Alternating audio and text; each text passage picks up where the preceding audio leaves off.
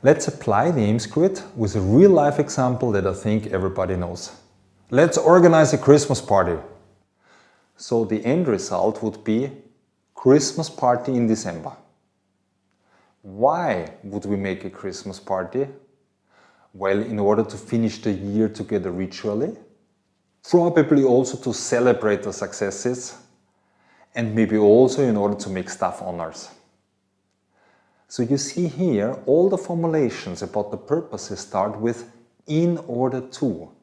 Because with in order to, we are always at the benefit or the purpose. So for whom are we doing this? First, for sure, we are doing this for the employees of the company. But management should be happy about this as well. So if we see that they are dancing as well, we'd be happy. But it might make sense to consider also other stakeholders, like for example, the families of the employees. Should the partners be invited, for example? Should we make an extra Christmas party for the kids? And if we want to measure the success, we could start with people should have fun. If we want to formulate this in a more smart way,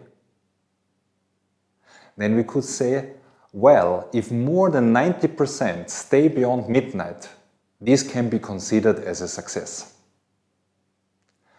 And talking about midnight, there should be some surprise effect which people like to talk about long after the Christmas party.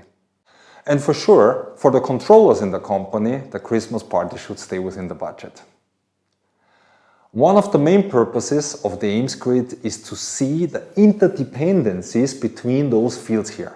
For example, by asking, are there any other stakeholders?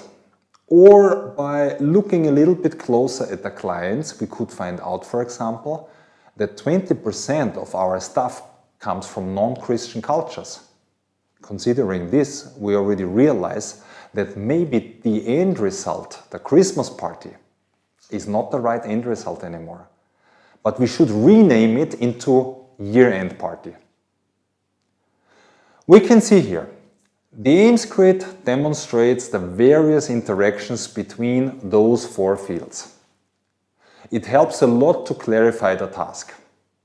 For example, if we're being delegated a task and we realize that one of those fields is missing, we know now which questions to ask. And it also helps to be able to present the project to others in a very concise and compelling way.